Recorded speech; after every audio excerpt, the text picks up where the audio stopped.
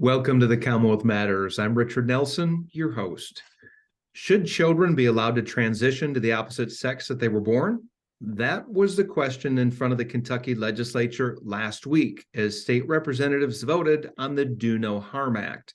This bill would have prevented minors from pursuing hormone therapy and gender transition surgery.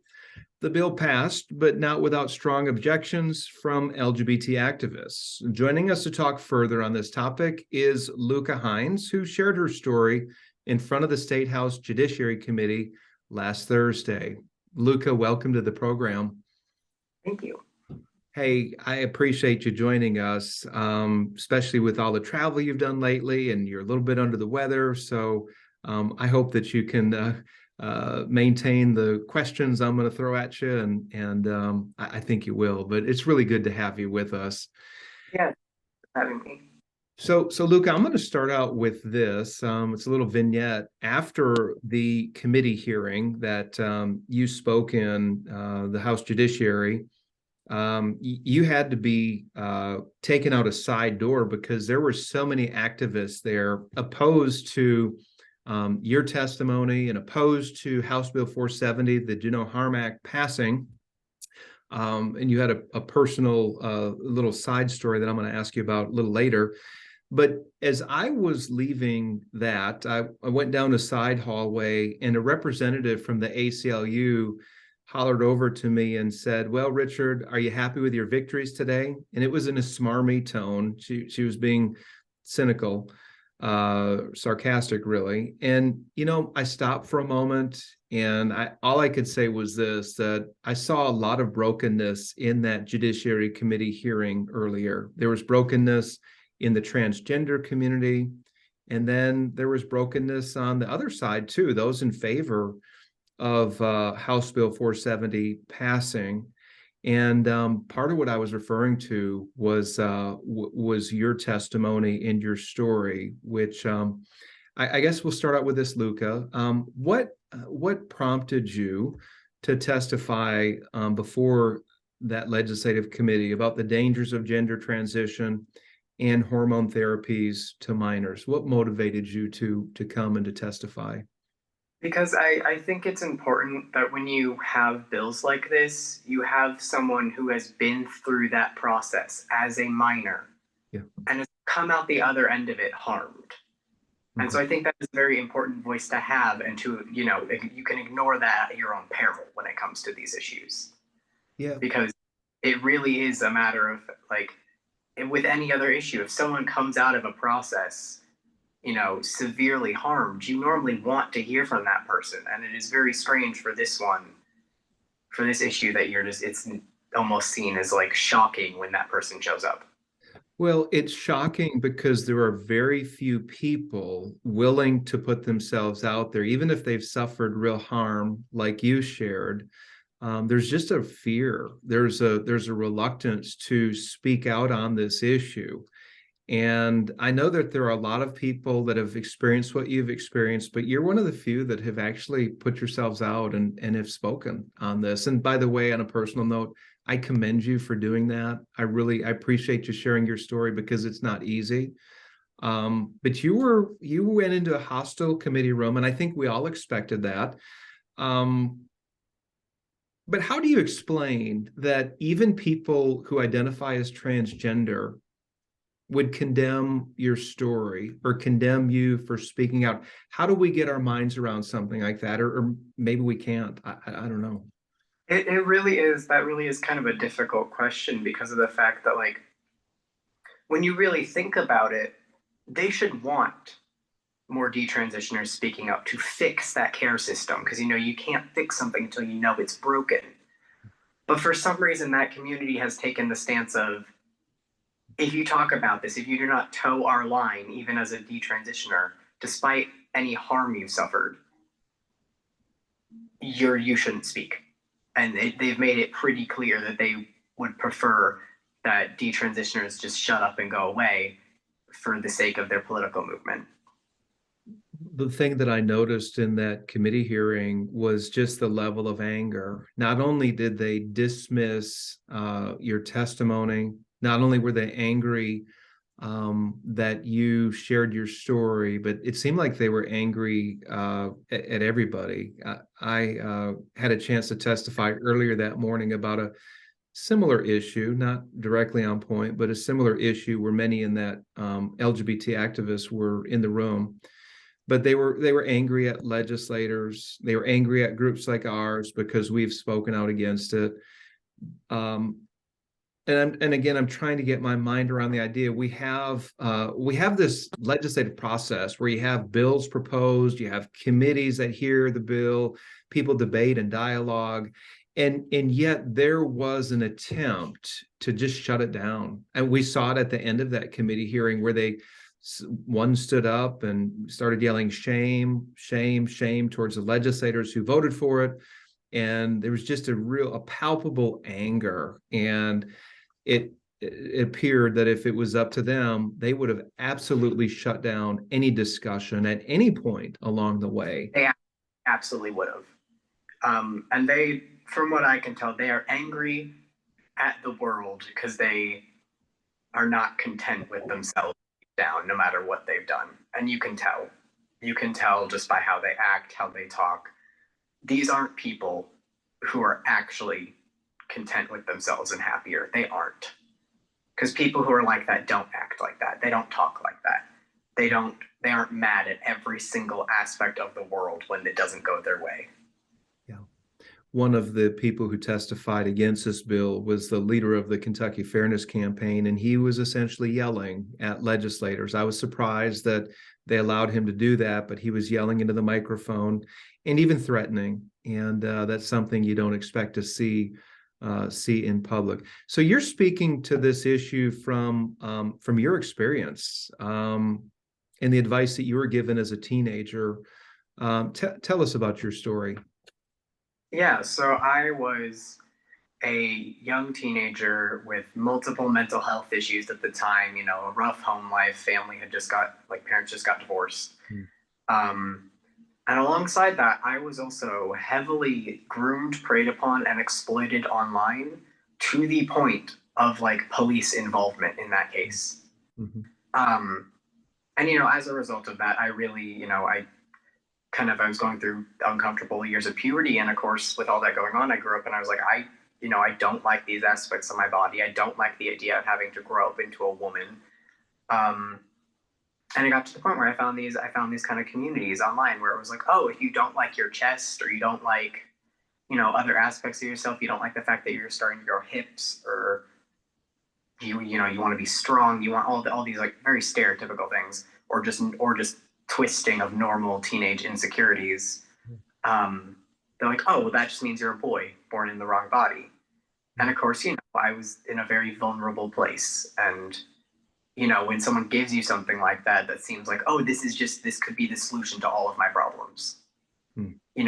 It's the reason, I'm depressed or anxious isn't because I'm at a new school, my body's changing, and my family is falling apart, and I'm being preyed upon. It's because I'm just a boy in the wrong body, and these things will fix it.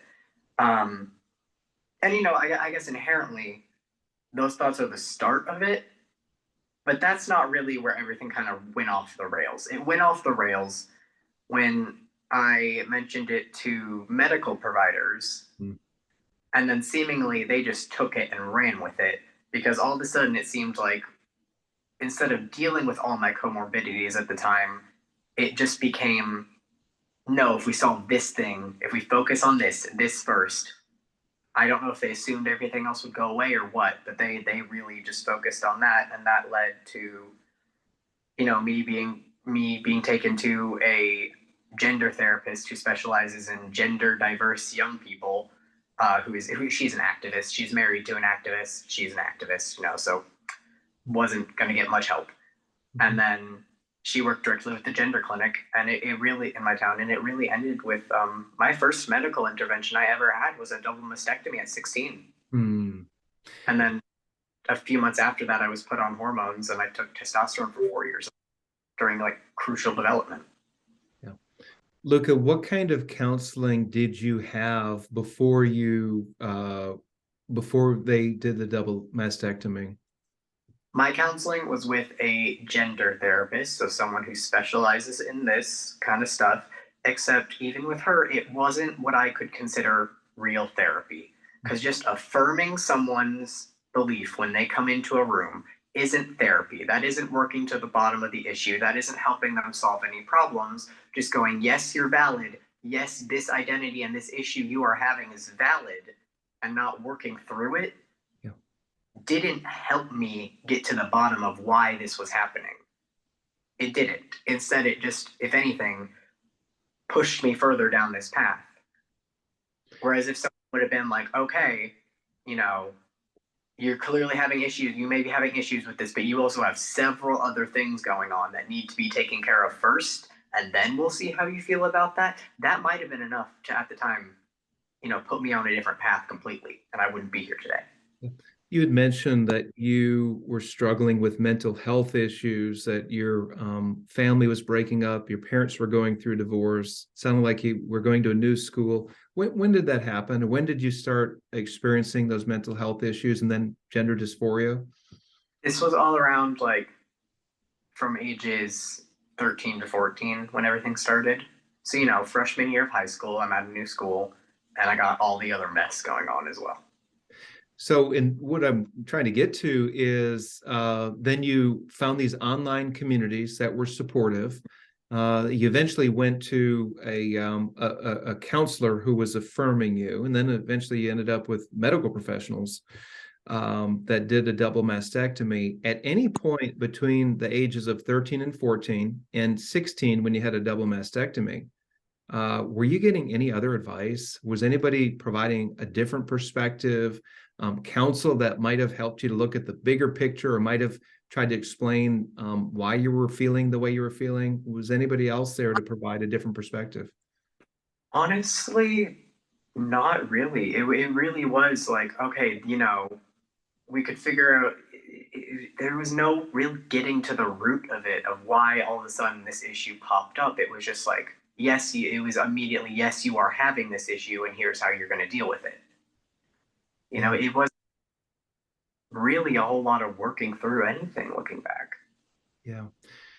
One reason why that's a really important question is, um, as we started out talking about on the program, is the other side is trying to completely shut down those that have a different view on gender identity and on this issue of whether minors should be allowed to transition through hormone therapy or surgical intervention. There's really an attempt to shut down conversation, to cancel even other people who are speaking on this, those that have a different view. My experience is that there's a lot of fear. I get it. People are afraid to be canceled. They're afraid to be singled out and told that they're transphobic or whatever, any other name they're called. What would you say to those people who are afraid to speak out if they see something that's wrong? Let's say they see a child, a minor, who is experiencing gender dysphoria. Let's say there's a parent or a high school guidance counselor or somebody that sees that something wrong is going on, that a child is being pushed in the wrong direction. What would you say to that person who's afraid to speak out?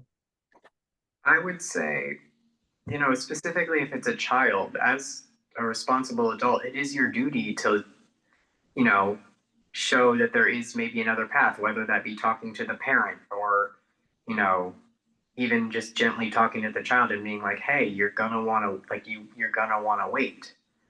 I feel like the activists on the other side really like to point it out as, oh, anytime you have this conversation, you're being violent. But no, there are very, like gentle and compassionate conversations that can be had here that would be beneficial for everyone involved, Yeah. that need to happen, especially with how many young people are being pushed towards the gender care industry these days. Those conversations absolutely need to be happening. Yeah. And I understand that there is an aspect of fear, but I think what people also need to understand is that these activists are a very small portion who just happen to scream very, very loud. Yeah. And that most like average people, they support you. They don't think, teenagers should be doing this. They don't think teenagers can make all these decisions. They don't. And I know it because anytime I've kind of talked about my story in real life, I've had people like, I've told them that what I regret, and they come up to me and almost in a whisper, like we're the only people in the room, but they're still scared someone might hear. And they go, yeah, no, I agree. I don't know why we're letting teenagers make these decisions. Most people agree. And the more people that stand up and really want to protect children in this way, the louder that voice will get, and you realize that it's not only a few people that believe these things. If you're just joining us, you're listening to the Commonwealth Matters. I'm Richard Nelson here with Luka Hein. We're going to take a break, and we'll be back in just a moment. Welcome back to the Commonwealth Matters. I'm Richard Nelson, Executive Director of the Commonwealth Policy Center, here with Luka Hein, who recently testified before the State House Judiciary Committee on the Do No Harm Act, House Bill 470. Luka, just before the break, we were talking about a general fear that people had of speaking out on behalf of minors who are suffering from gender dysphoria and confused. And there really is a lot of fear of being canceled, of being labeled, of what have you. But you explained that parents have a duty to speak out on behalf of minors, to be their advocate. And that's simply what House Bill 470 attempts to do. It's putting into place a law that says that minors cannot transition to the opposite biological sex through hormone therapy or surgical procedures. They cannot. It's against the law in Kentucky. There are a few other states that have done this. Utah is one, I believe. South Dakota, Tennessee, most recently passed a law. It's waiting Governor Bill Lee's signature. And I think there's a movement in other legislatures as well. Actually, several other state legislatures are addressing this issue. I want to go back to your story. You were told that essentially that it's okay, that you were just simply a girl, a female trapped in the wrong body. So you had these radical procedures done on you. And this was done by the medical professionals. These are people that we trust. These are people that we think have the best interest of everybody in mind. So what do you say? And I'm not sure if you're prepared to answer this. So if you don't have an answer, but I'm curious, what about medical organizations like the American Association of Pediatrics that have affirmed what they call gender affirming care? And if you could see me, I'm doing the air quotes because I do not like that term, gender affirming care. But they've endorsed it. The AAP has, the American Medical Association has endorsed it. How do you speak against these large professional medical organizations that are affirming and supporting and saying it's okay to do gender affirming care? What's your response? I think it is, disingenuous to assume that large medical organizations cannot be captured by bad ideas. Like lobotomies used to be common practice for medicine and were hailed as a great treatment. And we now look back at that with horror. We look back at horror with a lot of things medical organizations and medicine in general have done. Yeah. And so just for some reason to think that this practice is excused from that, just because we're in the modern day, I feel like is very, not learning from our history. Yeah, no, that's a really good point. And I use one example in a column that I wrote about eugenics. It's a debunked science. Many doctors and professional medical organizations in the first half of the 20th century embraced this idea of perfecting the human race. And it led to state laws and state policies that resulted in the sterilizations of 60,000 people across the country from 1900 till the mid-1960s. And that is a totally debunked science. We've rejected it.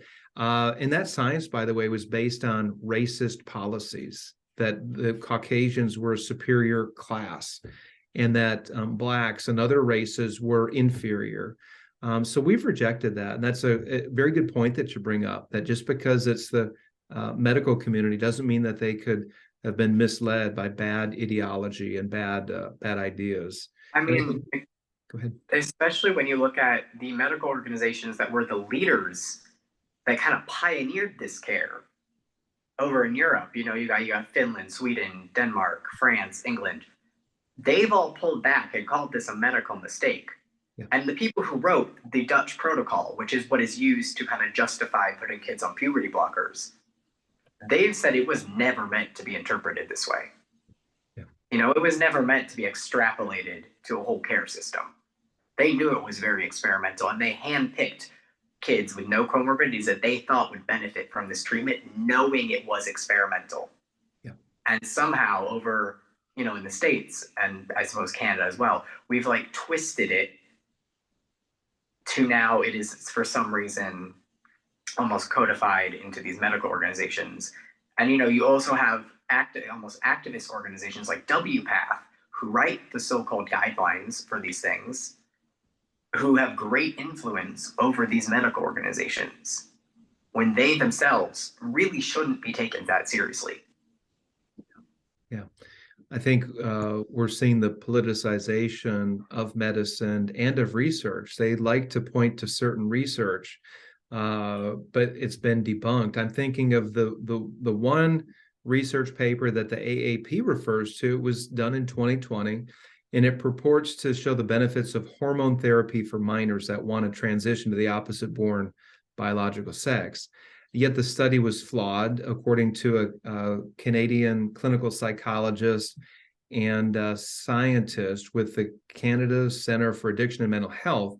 And his name is James Cantor. He found that the study was filled with misrepresentations, and it ignored the clinical and professional consensus that the best approach to care for minors struggling with gender dysphoria is the watchful waiting approach. And that's where you wait to see if the symptoms persist into adulthood before any attempts are made to transition them.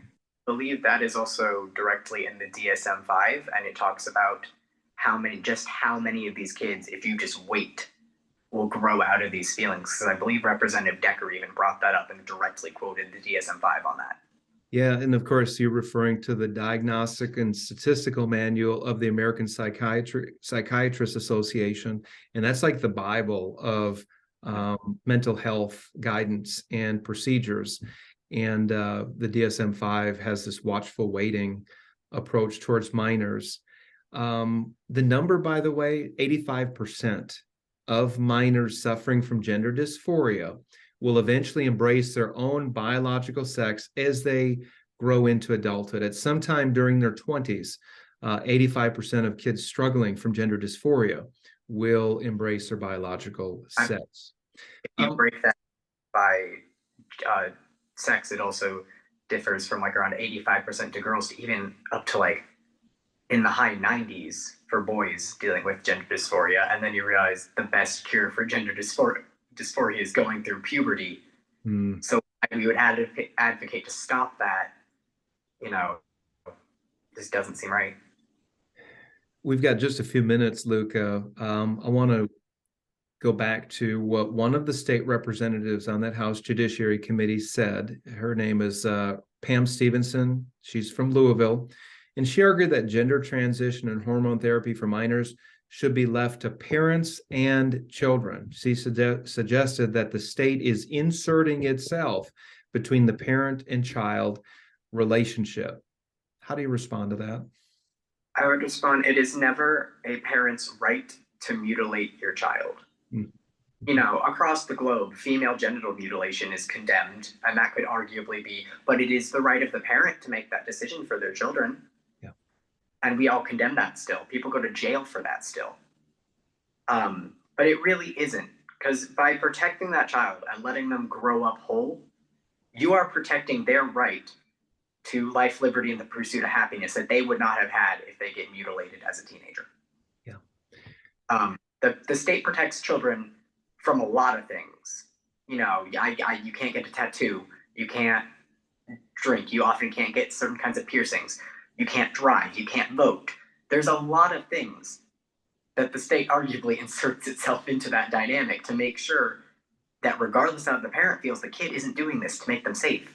That's right. And it is arguably one of the only jobs that I feel like most people can agree the government has.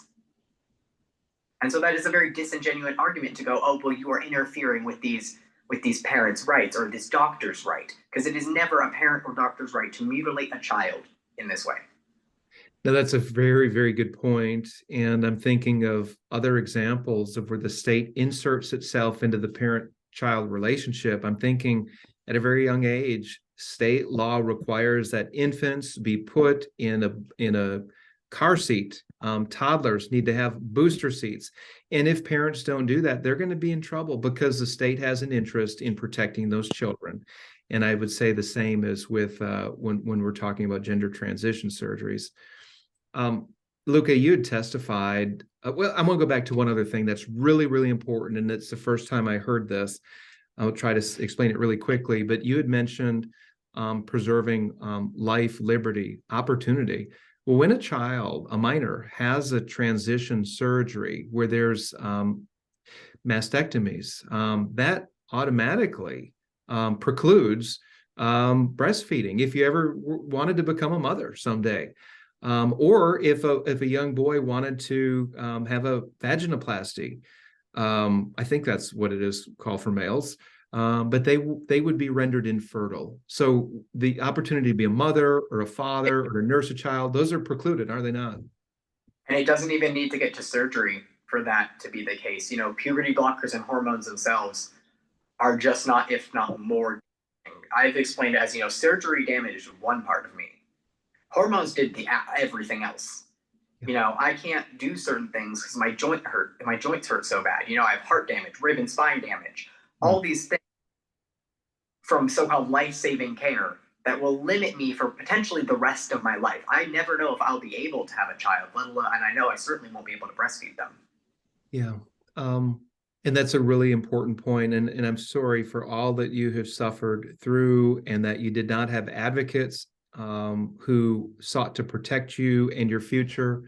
But that is something that people need to hear about, that these hormone therapies given to minors are not safe, are they? And you shared some real, I think you shared a story about you wanting to join a hiking club with some of your friends, but you can't even do something as simple as that, can you?